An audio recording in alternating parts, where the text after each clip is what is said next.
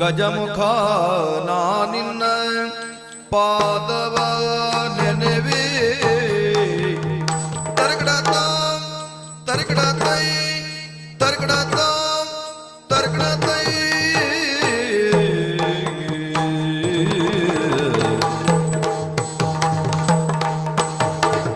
ಗಜಮುಖ ನಾನಿನ್ನ ಪಾದವ ನೆನೆವೆ ನಿಜವಾಗಿ ಕರುಣಿಸು ವರಗಳ ಪ್ರಭುವೇ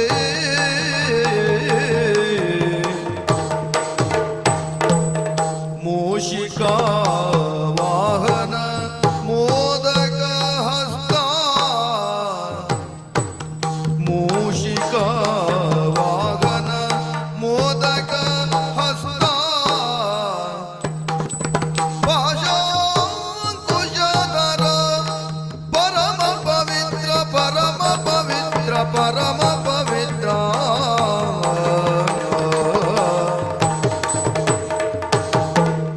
ದೇವ ದೇವರ ದೇವ ದೇವನಲ್ಲವೋ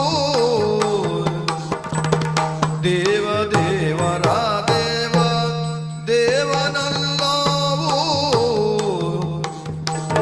ಓ ದೇವ ದೇವರ ದೇವನಲ್ಲವೋ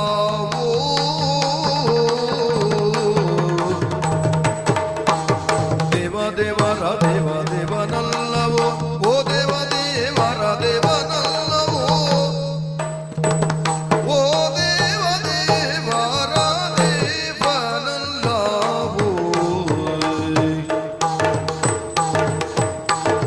ದೇವ ದೇವರ ದೇವ ದೇವನಲ್ಲವೋ ಓ ದೇವ ದೇವರ ದೇವನಲ್ಲವೋ ಓ ದೇವ ದೇವರ ಓ ದೇವ ದೇವರ ದೇವನಲ್ಲವೋ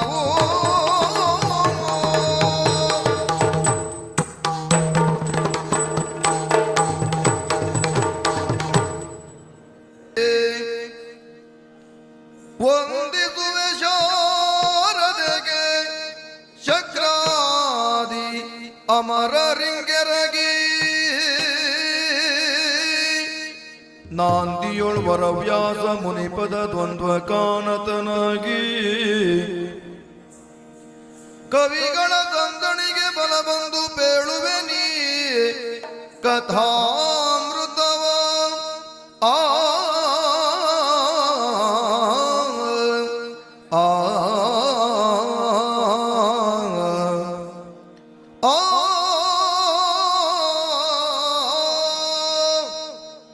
ಕವಿಗಳ ಸಂದಣಿಗೆ ಬಲ ಬಂದು ಪೇಳು ನೀ ಕಥಾಮೃತವ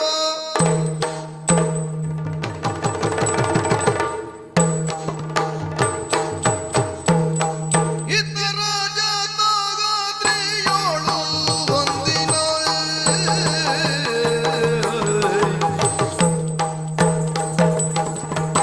ಇತ್ತ ರಜತಾತ್ರಿಯೊಳಗೊಂದಿನ ಪ್ರತಿವಾಸ ಪ್ರದೋಷ ಕಾಲದಿ ನಿತ್ಯ ತಾಂಡವ ತಪ್ತಿಯಿಂದಲೇ ಒಪ್ಪಿರಲ್ಗೆ ಆ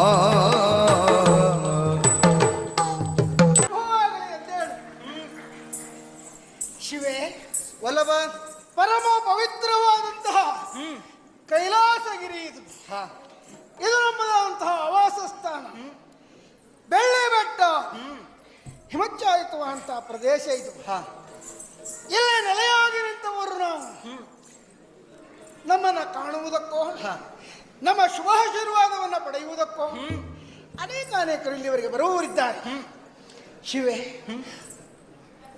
ಆದಿಮಾಯಿಂದ ನಮ್ಮ ಪಾಲಿಗೆ ಕೊಡಲ್ಪಟ್ಟಂತಹ ಕಾಯಕ ಯಾವುದು ಲಯದ ಅಧಿಕಾರ. ಹೌದು, ಅದನ್ನು ನಿರ್ವಹಿಸುತ್ತಾ ಬಂದವರು ನಾವು.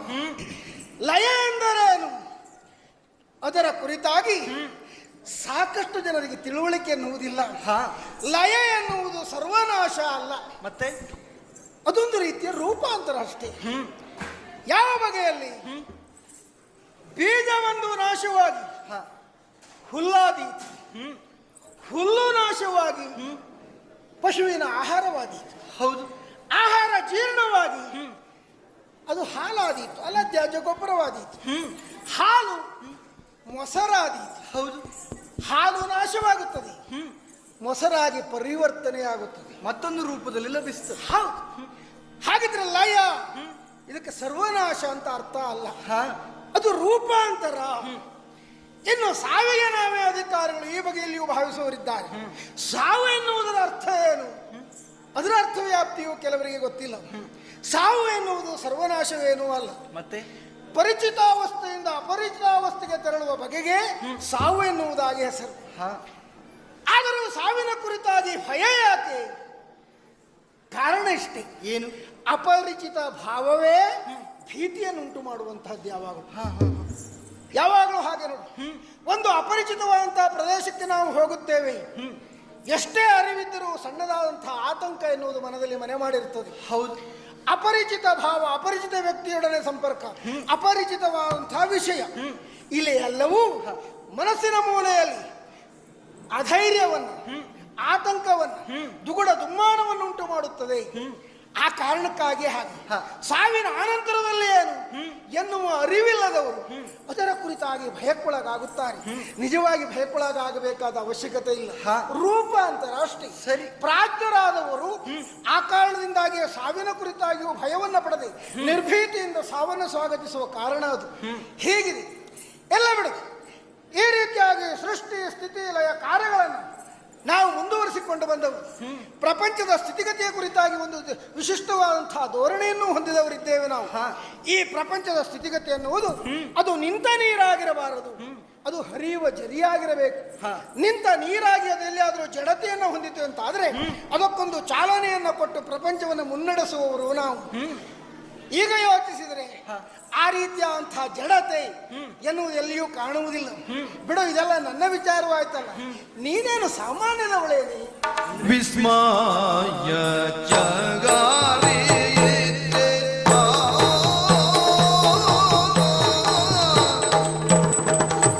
ವಿಸ್ಮಯ ಜರಿತ್ರೆ ವಿಸ್ಮಯ ಜಗಾರಿತ್ರೆ ಸುಪವಿತ್ರಿ ಗಂಭೀರೆ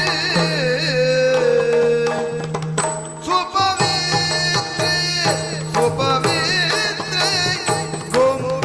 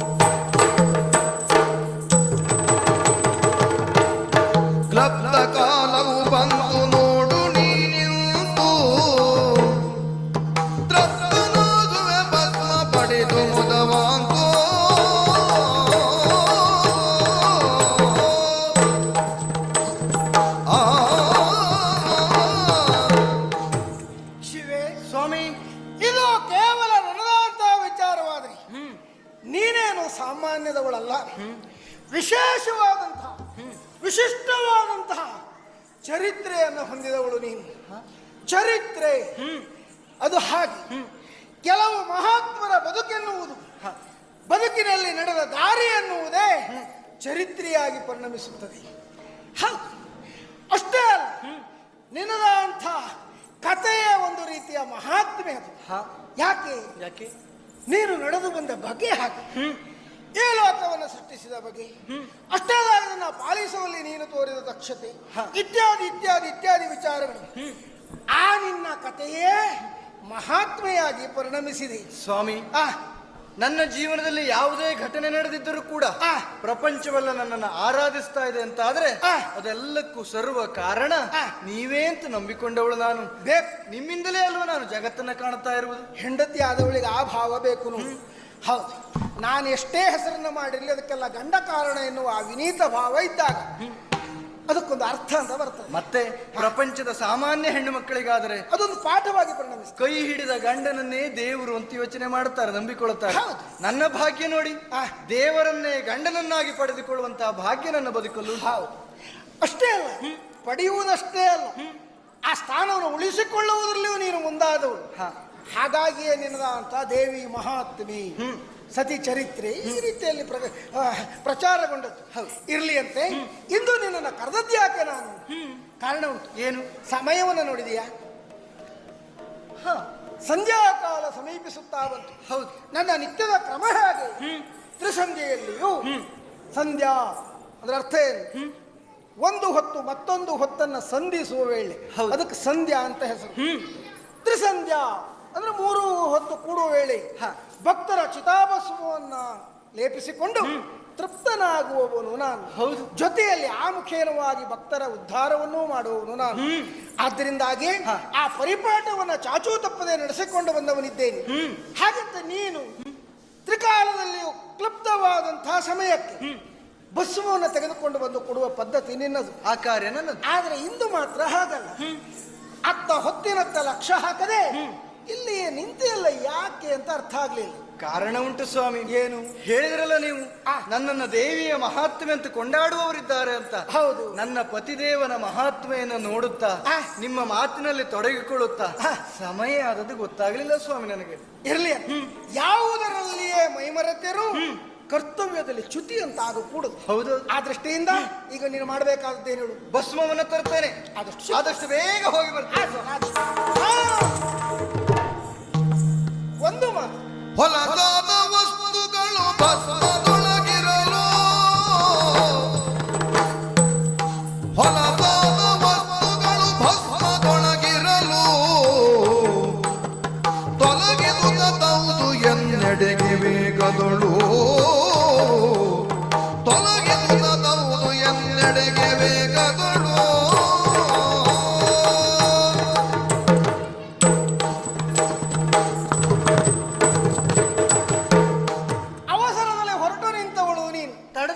ನಿನ್ನ ತಡೆಯುವುದಕ್ಕೆ ಕಾರಣ ಉಂಟು. ಯಾವಾಗಲೂ ಅವಸರ ಎನ್ನುವುದು ಅನಾಹುತಗಳಿಗೆ ಕಾರಣವಾಗಿ ಬಿಡುತ್ತದೆ. ಹೌದು, ಆ ಕಾರಣದಿಂದಾಗಿ ಈ ಕಾಲದಲ್ಲಿಯೇ ನಿನ್ನನ್ನು ಎಚ್ಚರಿಸ್ತಾ ಇದ್ದೇನೆ. ಹೊಲಸಾದ ವಸ್ತುಗಳು ಅಂದ್ರೆ ಕಲ್ಮಶ ಭಸ್ಮದಲ್ಲಿ ಕೂಡಿದೆ ಅಂತಾದ್ರೆ ಅದು ಲೇಪಿಸಿಕೊಳ್ಳುವುದಕ್ಕೆ ಅಯೋಗ್ಯ ಅಂತ ಅನಿಸಿಕೊಂಡು ಬಿಡುತ್ತದೆ. ಆ ವಿಚಾರವನ್ನು ನಾನು ತಿಳಿಯದೇ ಹೋದವಳು, ಸಾಕಷ್ಟು ಅನುಭವ ಇದ್ದವಳು. ಆದ್ದರಿಂದಾಗಿ ಭಸ್ಮವನ್ನು ತರುವಲ್ಲಿ ಜಾಗ್ರತೆಯನ್ನು ವಹಿಸಿ ಭಸ್ಮವನ್ನು ಶೋಧಿಸಿ ತೆಗೆದುಕೊಂಡು ಬಾ. ಆಶ್ಚರ್ಯ ಸ್ವಾಮಿ, ಪ್ರತಿನಿತ್ಯ ತರುವವಳು ನಾನು, ಹಿಂದೇನು ಹೊಸದಾಗಿ ಎಚ್ಚರಿಕೆ ಕೊಡುವುದು ನೀವು? ಅವಸರದಲ್ಲಿ ಹೊರಟೆಯಲ್ಲ, ಯಾವಾಗಲೂ ಹಾಗೆ ಅವಸರ ಅನಾಹುತಕ್ಕೆ ಕಾರಣವಾಗುತ್ತದೆ. ಹೌದು, ಅಪಘಾತಕ್ಕೆ ಕಾರಣ ಆಗ್ತದೆ. ಆದ್ದರಿಂದಾಗಿ ಎಚ್ಚರಿಸಿದ್ದು. ಮನೆಯ ಹಿರಿಯರಾಗಿ ಅದೊಂದು ಕರ್ತವ್ಯ ಅಂತ ಇರುವುದಿಲ್ಲವೇನೆ? ಆದ್ದರಿಂದಾಗಿ ನೀನು ಆದಷ್ಟು ಜಾಗ್ರತೆಯಾಗಿ ಹೋಗಿ ತೆಗೆದುಕೊಂಡು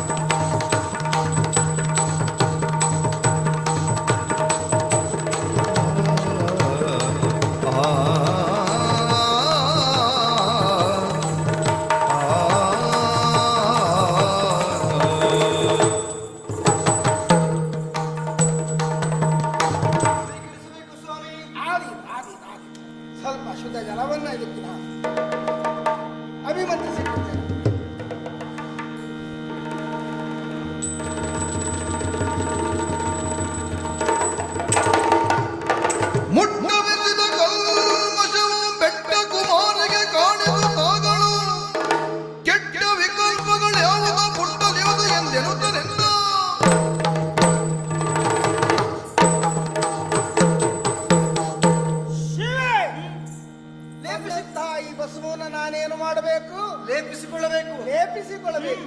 ಲೇಪಿಸಿಕೊಳ್ಳಬೇಕು. ನಾನೊಲ್ಲೆ ನಾನೊಲ್ಲೆ ನಾನೊಲ್ಲೆ ನಲ್ಲೆ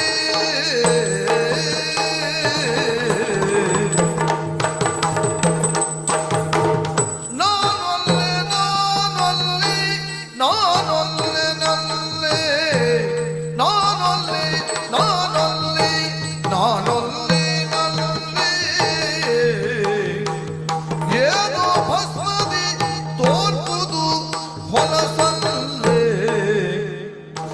ಇದೇನೋ ಭಸ್ಮದಿ ತೋರ್ಪುದು ಹೊಲಸಲ್ಲೇ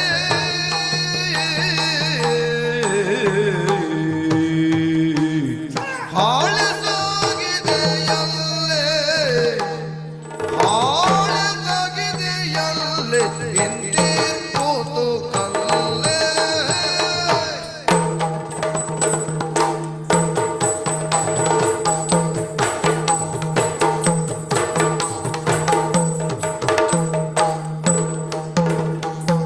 ನಾನೊಲ್ಲೆ ನಾನೊಲ್ಲೆ ನಾನೊಲ್ಲೆ ನಲ್ಲೆ ಏನೋ ಭಸ್ಮದಿ ತೋರ್ಪುದು ಹೊಲಸಲ್ಲೇ ನಾನೊಲ್ಲೆ ನಾನೊಲ್ಲೆ ನಾನೊಲ್ಲೆ ನಲ್ಲೆ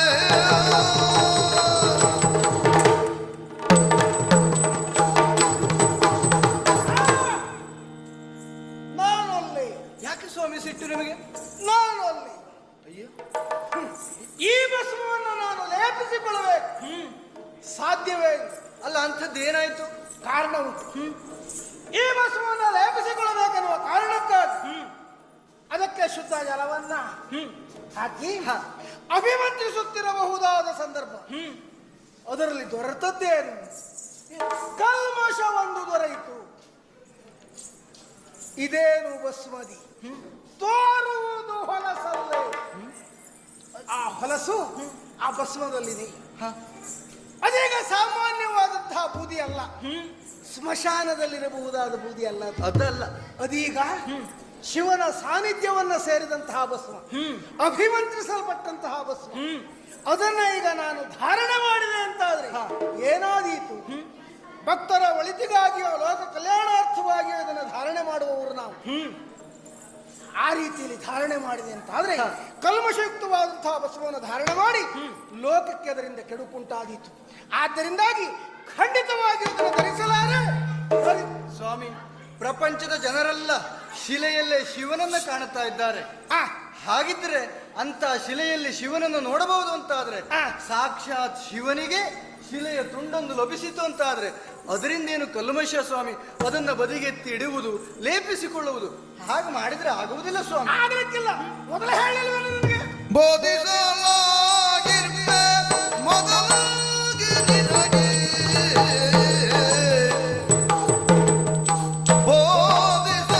ಬೋಧಿಸಲಾಗಿರ್ಬೆ ಮೊದಲಾಗಿ ನಿನಗೆ ಶೋಧಿಸಲಾರದೆ ಬಂದಿದ್ದೆ ಎನಗೆ ಶೋಧಿಸಲಾರದೆ ತಂದಿದ್ದೆ ಎನಗೆ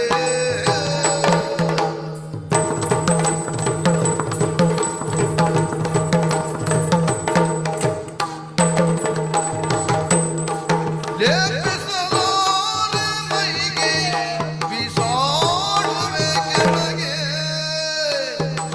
ಲೇಪಿಸಲಾರೆ ಮೈಗೆ ಬಿಸಾಡುವೆ ಕೆಳಗೆ ಬಿಸಾಡುವೆ ಕೆಳಗೆ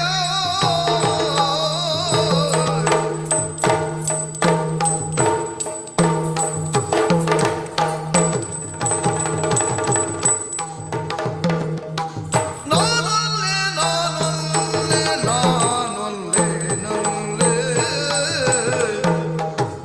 ಏನೋ ಒಂದು ಸಣ್ಣ ಚಾತುರ್ಯ ನಡೆದಿದೆ ಎನ್ನುವುದಾಗಿ ಅದನ್ನು ಕ್ಷಮಿಸಿ ಬಿಡೋಣವೇ? ಬಿಡುವ ಹಾಗಿಲ್ಲ. ಯಾಕೆ? ಯಾಕೆ? ನಮ್ಮ ಅರಿವಿಗೆ ಬಾರದು, ಲಕ್ಷ್ಯದಲ್ಲಿಲ್ಲದೆ ಒಂದು ತಪ್ಪಾಗಿದೆ ಅಂತಾದ್ರೆ ಆಗ ಅದನ್ನು ಕ್ಷಮಿಸಬಹುದು, ಅಚಾತುರ್ಯ ಎನ್ನುವುದಾಗಿ ಪರಿಗಣಿಸಬಹುದು. ಆದರೆ ಇದು ಹಾಗಲ್ಲ. ಮತ್ತೆ ಅವಸರದಲ್ಲಿ ನೀನು ಹೊರಟ ಮರುಕ್ಷಣದಲ್ಲಿಯೇ ನಿನ್ನನ್ನು ಕರೆದು ಹೇಳಿದವ ನಾನು. ಏನೆನ್ನುವುದಾಗಿ?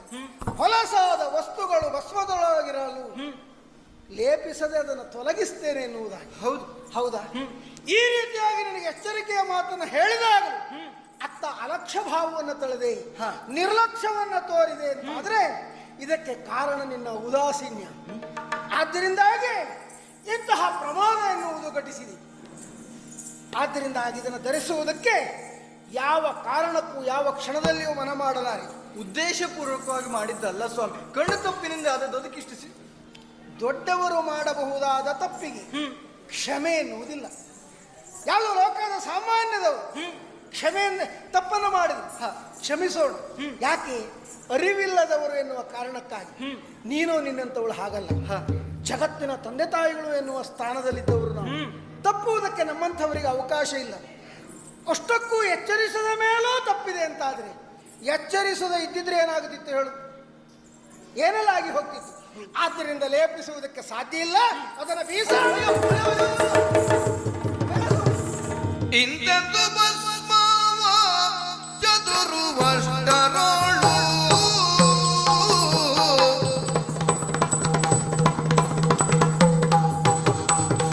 ಇಂತೆಂದು ಭಸ್ಮವ ಚದುರುವಷ್ಟರೊಳು ಕಾಂತೆಯು ತಡೆದು ವಲ್ಲಭಗೆ ಪೇಳಿದಳು.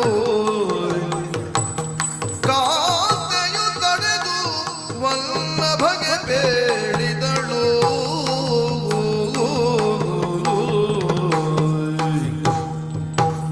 ಭಸ್ಮವ ಕೆಡಗಿಡಲು ಬಪ್ಪುದು ಕೆಡುಕುಗಳು.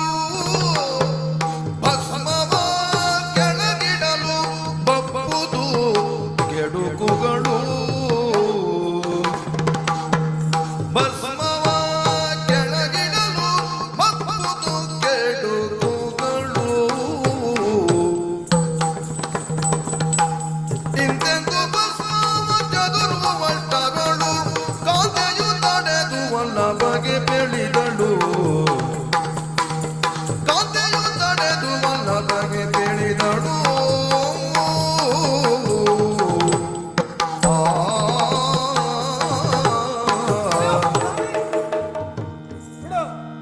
ಈಗ ತಾನೇ ನೀವು ಹೇಳಿದವರು ಅವಸರದಲ್ಲಿ ಮಾಡಿದ ಕಾರ್ಯ ಎನ್ನುವುದು ಅನಾಹುತ ಆಗುತ್ತದೆ ಎನ್ನುವುದಾಗಿ. ಹೌದು, ನಾನೇನೋ ಕಣ್ಣು ತಪ್ಪಿನಿಂದ ಅವಸರದಿಂದ ಅನಾಹುತವನ್ನು ಮಾಡಿಕೊಂಡು ಬಿಟ್ಟೆ. ಅದೇ ದಾರಿಯಲ್ಲಿ ನೀವು ಸಾಗುತ್ತೀರ ಸ್ವಾಮಿ.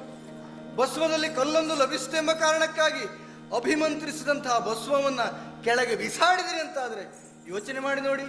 ಈಗಾಗಲೇ ಪ್ರಪಂಚದ ತಂದೆ ಎನಿಸಿಕೊಂಡಿರುವಂತಹ ನಿಮ್ಮಿಂದ ಅಭಿಮಂತ್ರಿತವಾದಂತಹ ಭಸ್ಮ ಎನ್ನುವುದು ಯಾವುದೇ ಒಂದು ಸಂಸ್ಕಾರ ರಹಿತವಾಗಿ ಭೂಮಿಗೆ ಚೆಲ್ಲಲ್ಪಟ್ಟಿತು ಅಂತಾದ್ರೆ ವಿಶೇಷ ಶಕ್ತಿ ಎನ್ನುವುದು ಯಾವುದೋ ಒಂದು ದುಷ್ಟ ಶಕ್ತಿಯಾಗಿ ಬದಲಾಗುವಂತಹ ಸಂದರ್ಭವು, ಅಂತಹ ಪ್ರಪಂಚಕ್ಕೆ ಅನಾಹುತ ಆಗುವಂತಹ ಅವಕಾಶವೂ ಒದಗಿ ಬರಬಹುದು.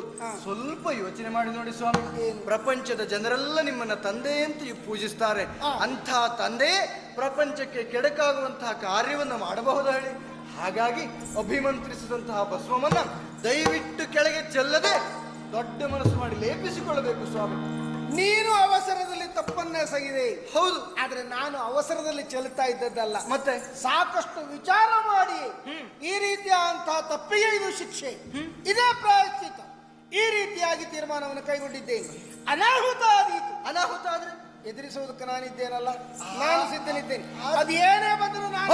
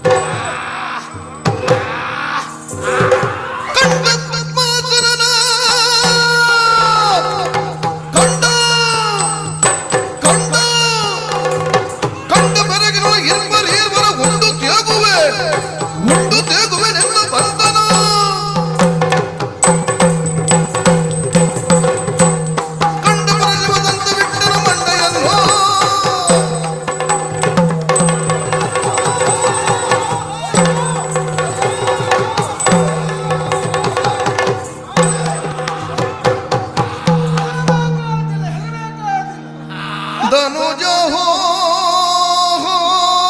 ಎನ್ನುತ್ತಿರನು ಧನುಜ ಹೋ ಎನ್ನುತ್ತಿರಲು ತಣಿಯದಾತನ ಹಸಿವು ಕಂಡ ಮನುಮಥಾರಿಯೂ ತಣಿಯದಾತನ ಹಸಿವು ಕಂಡ ಮನುಮಥಾರಿಯು ಮೈದಡವಿಯೇ ಹಸಿವನ್ನೇ ನಿಮಾಣಿಸಿದ ಆ ಆ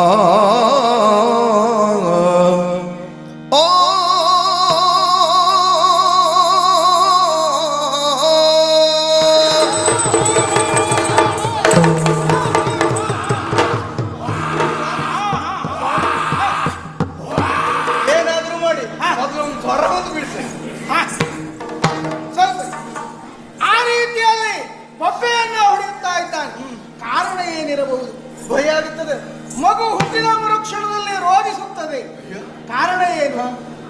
ಹಸುವಿನಿಂದ ಅದು ಕೂಗುತ್ತದೆ. ಕೆಲವರಿಗೆ ಅರ್ಥ ಆಗ್ತದೆ. ಈತ ಹುಟ್ಟಿದ ಮರುಕ್ಷಣದಲ್ಲಿ ಬೊಬ್ಬೆಯನ್ನಿಕ್ಕಿದ. ಸಾಮಾನ್ಯದ ಹಸಿವೆ ಅಲ್ಲ ಇದು. ಆ ಹಸಿವೆಯನ್ನು ನಿವಾರಿಸಬೇಕು. ಹಾಗೆ ಹೇಗೆ? ಏನೆಲ್ಲ ಕೊಟ್ಟರೆ ಹಸಿವೆ ನಿವಾರಣೆ ಆಗಲಿಕ್ಕಿಲ್ಲ. ಮತ್ತೆ ಅದಕ್ಕೆ ನಾನೇ ಒಂದು ಉಪಾಯವನ್ನು ಮಾಡಿ. ಹೌದಾ?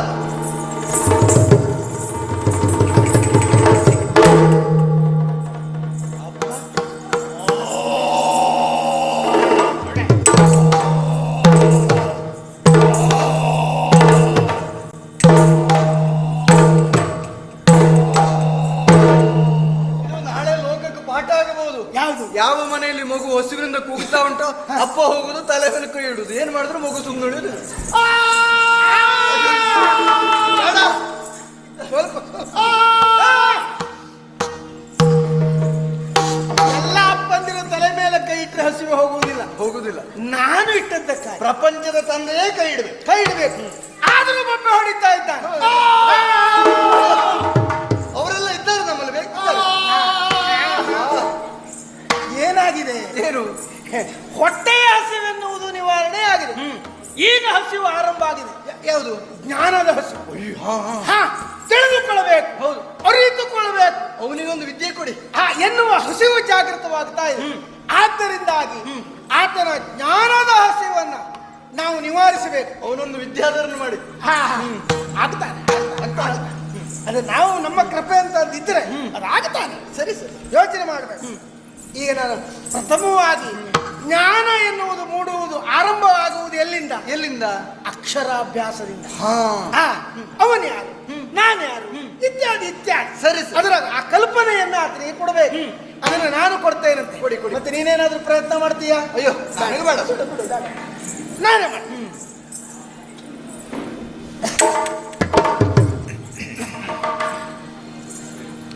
ನಾನು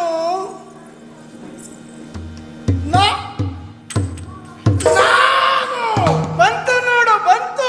ಆದ್ರೂ ಬಾಯಲ್ಲಿ ಏನೋ ಸಿಕ್ಕಾಕೊಂಡಾಗುಂಟು. ಯಾವಾಗಲೂ ಹಾಗೆ. ಏನಾಗಿದೆ, ಆರಂಭದಲ್ಲಿ ಒಂದು ರೀತಿಯಲ್ಲಿ ಈ ರೀತಿ ತೊಡಗಿಸುವುದು ಸಹಜ. ಸಹಜ. ಎಲ್ಲ ಎಷ್ಟೆಲ್ಲ ಕಲಿತವರೇ ಏನೆಲ್ಲ ಹೌದೌದು ತೊದಲುತ್ತಾರೆ. ಈತ ಪಾಪ ಆರಂಭ. ನಾನು ನಾನು ನೀನು ನೀನು ಯಾರು? ನಾನು ನೀನು ಯಾರು?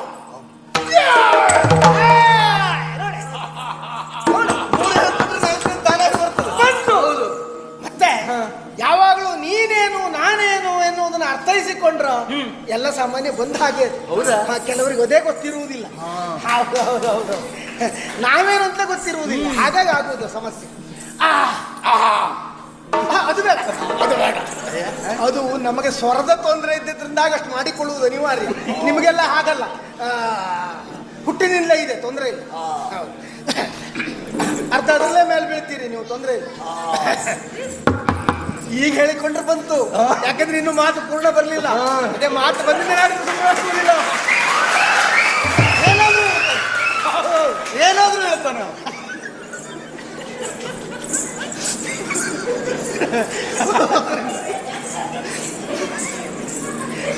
ಆದ್ದರಿಂದ ಈಗ ಅರಿವನ್ನು ಮೂಡಿಸ್ತೇನೆ.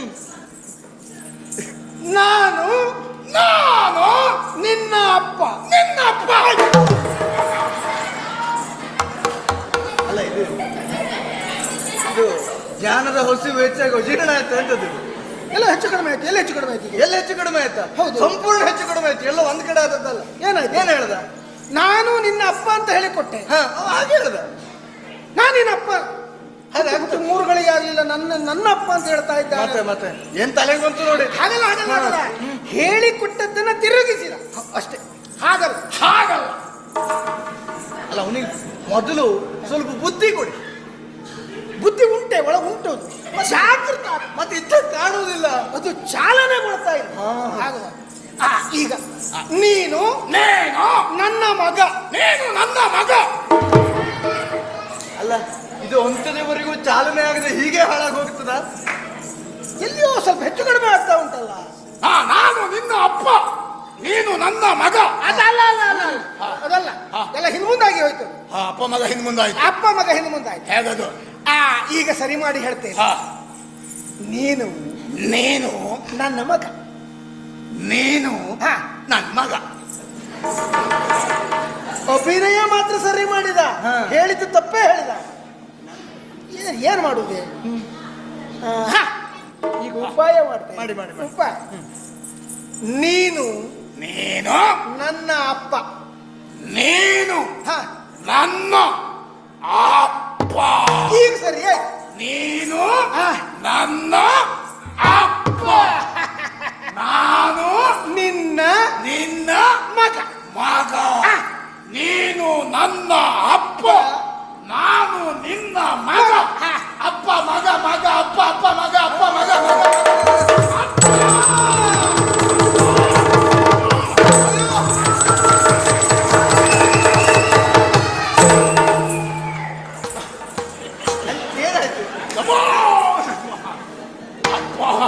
ಪಾಠ ಇಲ್ಲಿಗೆ ನಿಲ್ಲಿಸುವ.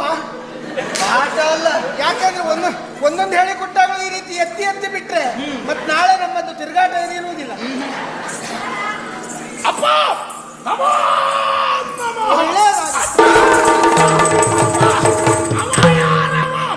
ನನ್ನನ್ನೇ ದುರುಗುಟ್ಟಿ ನೋಡ್ತಾ ಇದ್ದಾನಲ್ಲ, ಅವ ಯಾರವ? ಅವ ಅಲ್ಲ, ಅವಳು. ಅದು ಸ್ತ್ರೀಲಿಂಗ. ಓ, ಆಲಿಂಗವೈದು. ಸ್ತ್ರೀಲಿಂಗ. ಅವಳು ಯಾವಳು? ಅವಳು ಗೌರವ ಕೊಡ್ಲಿಕ್ಕೆ. ಯಾವಳು ಗೌರವ ಕೊಡ್ಲಿಕ್ಕೆ ಹೇಳಿ? ತಾಯಿಗೆ ತೊಂದರೆ ಇಲ್ಲ. ತಾಯಿ ಮಗನಿಂದ ಗೌರವವನ್ನು ಅಪೇಕ್ಷಿಸಬಾರದು. ಅಲ್ಲ, ನೋಡುವವರಾಗಿ ಬಯಸುವುದು ಪ್ರೀತಿ. ನೋಡುವವರು ಹಾಗೆ ನೋಡುವವರಿಗಾಗಿ ಬದುಕುವುದಲ್ಲ. ಸ್ವಲ್ಪ ಸುಮ್ಮನೆ ಮೊದಲು ಇವನನ್ನು ಸರಿ ಮಾಡೋಣ. ಕೊನೆಗೆ ನಿನ್ನ ತಲೆ. ನಿನಗೂ ನಾನು ಅವನನ್ನು ಸರಿ ಮಾಡುವುದು ಹೇಗೆ ಅಂತ ನೋಡ್ತೇನೆ. ನಮ್ಗೆ ಗೌರವ ಸಿಗಲಿ. ನಿಮ್ಮದೇ ನಮ್ಮ ತಲೆ ಬಿಸಿ, ನಮಗೆ ನಿಮ್ದು. ಮತ್ತೇನಲ್ಲ, ಅವಳು ನನ್ನ ಹೆಂಡತಿ. ಅಲ್ಲ, ಇದಕ್ಕಿಂತಲೂ ಯಾವಳು ದೊಡ್ಡಿಲ್ಲ. ಬಹಳ ಕೆಟ್ಟದಾಗಿತ್ತು. ಹೆಂಡತಿಯ ಅಲ್ಲ, ಹೆಂಡತಿ ಕೆಟ್ಟದಾಗಿ ಬಿಟ್ಟು ಬಿಡ್ಬೇಕಿತ್ತ. ಹೆಂಡತಿ ಕೆಟ್ಟದ್ದಾಗಿದ್ದಲ್ಲ, ನೀನು ಹೇಳಿದ ರೀತಿ ಕೆಟ್ಟದಾಗಿ. ನನ್ನ ರೀತಿ ಕೆಟ್ಟದಾಗಿತ್ತು. ಏನ್ ಕೆಟ್ಟದ್ದಾಯ್ತಪ್ಪ? ಅದು ಹೇಗೆ ಹೇಳುವುದು ಬೇಡ. ಅವಳು ನನ್ನೇ ಅಂದ್ರೆ ಅವಳು ನಿನ್ನ ಅಮ್ಮ. ಅವಳು ನಿನ್ನ ಅಮ್ಮ? ನಮ್ಮಲ್ಲ, ಪುಣ್ಯಾತ್ಮ. ನೋಡಿ ಮತ್ತೆ ದಾರಿ. ಮತ್ತೆ ಅವಳು ನಿನ್ನ ಹೆಂಡತಿ. ಆದ್ದರಿಂದ ನನ್ನ ಅಮ್ಮ. ಆದ್ದರಿಂದ ನನಗೆ ಅಮ್ಮ. ಇದು ಸರಿ. ಅವಳು ನಿನಗೆ ಹೆಂಡತಿ, ಆದ್ದರಿಂದ ನನಗೆ ಅಮ್ಮ.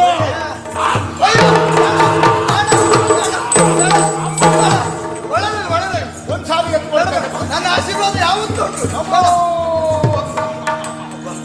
ನೀನು ಏನೋ ನನ್ನ ಮೇಲೆ ಭಕ್ತಿ ಹೆಚ್ಚಾಗಿ ನನ್ನನ್ನ ಎತ್ತಿ ಬಿಟ್ಟೆ. ನಾನು ಯಾಕೆ ನಿಂತುಕೊಂಡೆ? ಅವಳನ್ನು ಎತ್ತಿ ಬಿಟ್ಟರೆ ಮತ್ತೆ ಅವಳ ನೆಲಕ್ಕೆ. ಆದ್ರಿಂದ ಬೇಡ. ಅಪ್ಪ, ನೀನು ಅಪ್ಪ, ಅವಳು ಅಮ್ಮ. ಅಮ್ಮ ಅಪ್ಪ, ನಾನು ಗುಮ್ಮ. ಅಲ್ಲ, ನೀನು ಮಗ. ನಾನು ಮಗ. ಅಪ್ಪ, ಓ ಆ ಕಡೆಯಲ್ಲಿ ನೋಡ್ತಾ ಇದ್ದೇನೆ. ಅಲ್ಲಿ ನೋಡಿ, ಅಲ್ಲಿ ಒಬ್ಬಾತ ನಿಂತಿದ್ದಾನೆ, ಹೌದು. ನನ್ನನ್ನೇ ದುರ್ಗುಟ್ಟಿ ನೋಡ್ತಾ ಇದ್ದಾನೆ. ಹೌದೌದು. ದೊಡ್ಡ ಹೊಟ್ಟೆ, ಹಾ. ಉದ್ದನೆ ಮೂಗು, ಸಣ್ಣ ಸಣ್ಣ ಕಣ್ಣುಗಳು, ನನ್ನನ್ನೇ ನೋಡುವ. ಅವರೆಲ್ಲ ನಿನ್ನನ್ನೇ ದುರುಗುಟ್ಟಿ ನೋಡ್ತಾ ಇರುವುದು ಯಾಕೆ? ಯಾಕೆ? ಅವರೆಲ್ಲ ಕೈಲಾಸ ಪರ್ವತದಲ್ಲಿ ಅಲ್ಲಲ್ಲಿ ಸುತ್ತಾಡ್ತಾ ಇರುವವರು. ಹಾ. ಈಗ ಇಲ್ಲಿಯವರೆಗೆ ಯಾಕೆ ಬಂದಿದ್ದಾರೆ? ಯಾಕೆ? ನಿಜವಾಗಿ ಹೇಳ್ತೇನೆ, ಹಾ. ಎಲ್ಲವರು ನಿನ್ನನ್ನೇ ನೋಡುವುದಕ್ಕೆ ಬಂದಿದ್ದಾರೆ. ಹೌದು, ಅದು ವಿಶೇಷ. ಅರ್ಥ ಆಯ್ತಪ್ಪ. ಹೌದಾ? ನನ್ನನ್ನೇ ನೋಡುವುದಕ್ಕೆ ಬಂದಿದ್ದಾರೆ ಅಂದ್ರೆ ಹಾ. ನನ್ನನ್ನ ನೋಡಬೇಕು ಎನ್ನುವ ಉದ್ದೇಶಕ್ಕಿಂತಲೂ ಹಾ. ಮೊದಲು ಹಲವು ಒಳ್ಳೆಯದನ್ನು ನೋಡಿದವರು ಇದೆಷ್ಟಾದೀತು ಎನ್ನುವ ಪರೀಕ್ಷೆಗೆ ಅದಕ್ಕೆ ಬಂದಿದ್ದಾರೆ. ಹಾಗಾದ್ರೆ ನಮಗೆ ಕರ್ತವ್ಯ ಬಹಳಷ್ಟು ಉಂಟು ಇವತ್ತು, ಜಾಗೃತಿಯೂ ಅಷ್ಟೇ ಉಂಟು, ಹೊಣೆಗಾರಿಕೆ ಬಹಳ ಉಂಟು. ಹೌದಾ? ಯಾರವ? ಅವ ಅನ್ಯನಲ್ಲ, ಹಾ. ಅವನು ನನ್ನ ಮಗನೇ. ನಿಮ್ಮ ಮಗ, ಆದರೆ ನಿನಗೆ ಹಿರಿಯ ಆತ, ನನಗೆ ಹಿರಿಯ, ನಿನಗೆ ಅಣ್ಣನಾಗುತ್ತಾನೆ. ನನ್ನ ಅಣ್ಣ. ಅಣ್ಣ. ಅಣ್ಣ. ಅವನ ಹೆಸರು ಗಣಪಣ್ಣ.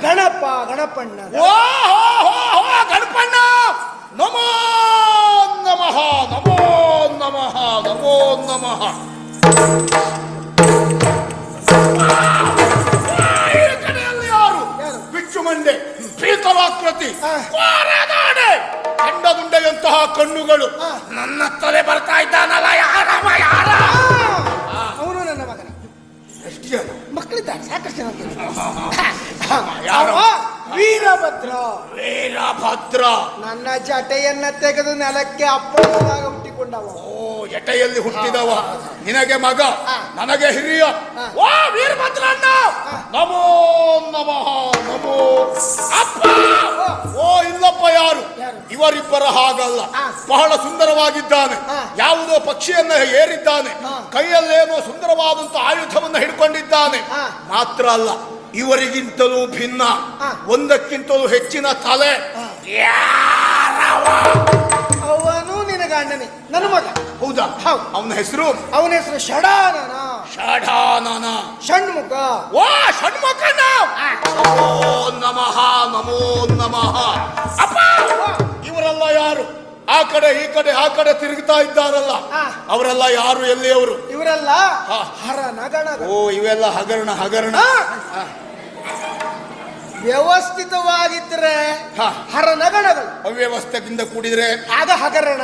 ಹಾಗಾದ್ರೆ ಈಗ ವ್ಯವಸ್ಥಿತವಾಗಿದ್ದಾರೆ, ಆದ್ರಿಂದ ಹರನಗಣ. ಹರನಗಣ ಅಂದ್ರೆ ಎಲ್ಲರೂ ನಿನ್ನನ್ನು ಅನುಸರಿಸುವವರು, ಎಲ್ಲರೂ ನಿನ್ನ ಅನುಯಾಯಿಗಳು. ಅಪ್ಪ, ಮೇಲೆ ಕಾಣಿಸುತ್ತಾ ಇರುವುದೇನು? ಆಕಾಶ. ಕೆಳಗೆ ಕಾಣಿಸುತ್ತಿರುವುದೇನು? ಭೂಮಿ. ಇದನ್ನೆಲ್ಲ ಆವರಿಸುವುದೇನು? ಸಮುದ್ರ. ಇದೆಲ್ಲ ಸೇರಿದರೆ ಪ್ರಪಂಚ. ಪ್ರಪಂಚ. ಅಪ್ಪ, ಉರಿಯುತ್ತಾ ಇರುವುದೇನು? ಉರಿಯುತ್ತಾ ಇರುವುದು, ಉರಿಯುತ್ತಾ ಇರುವುದು, ಬೇಸುತ್ತಾ ಇರುವುದು, ಹರಿಯುತ್ತಾ ಇರುವುದು ನೀರು. ಇದೆಲ್ಲ ಸೇರಿದರೆ ಪ್ರಪಂಚ. ಅಪ್ಪ, ಇವರು ಹರನ ಗಣಗಳು.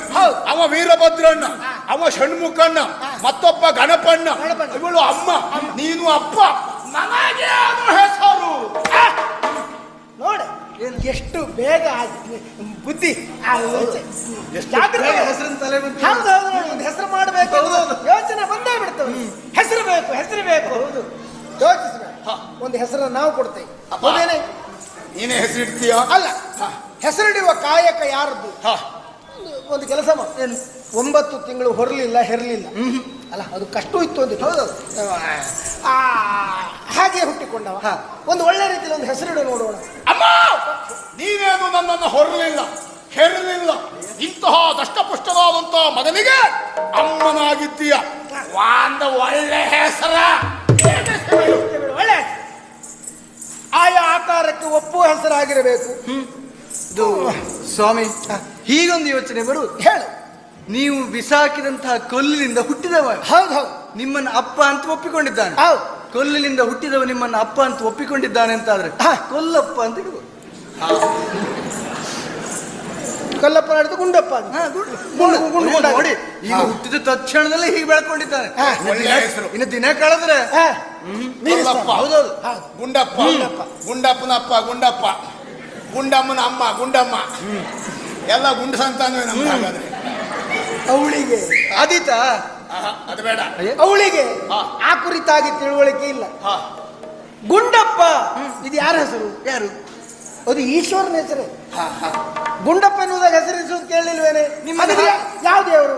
ಗುಂಡಪ್ಪ ಅಂದ್ರೆ ಈಶ್ವರನೇ ಪೂಜಿಸ್ತಾರೆ ನಿಮ್ಮ ಲಿಂಗದ. ಹೌದು. ಹಾಗಾಗಿ ನನ್ನ ಹೆಸರನ್ನೆಲ್ಲ ಮಗನಿಗೆ ಇರಿಸ್ಲಿಕ್ಕೆ ಬರುವುದಿಲ್ಲ. ಹೌದು. ಆದ್ರಿಂದ ಅವನಿಗೆ ಆ ಹೆಸರು ಆಗ್ಲಿಕ್ಕಿಲ್ಲ, ನಾನು ಇರಿಸ್ತೇನೆ ನಿನಗೆ. ಮತ್ತವಗೆ ಭಸ್ಮಾಸುರನೆಂಬ ಬೆಸರಿಟ್ಟು ಮತ್ತವ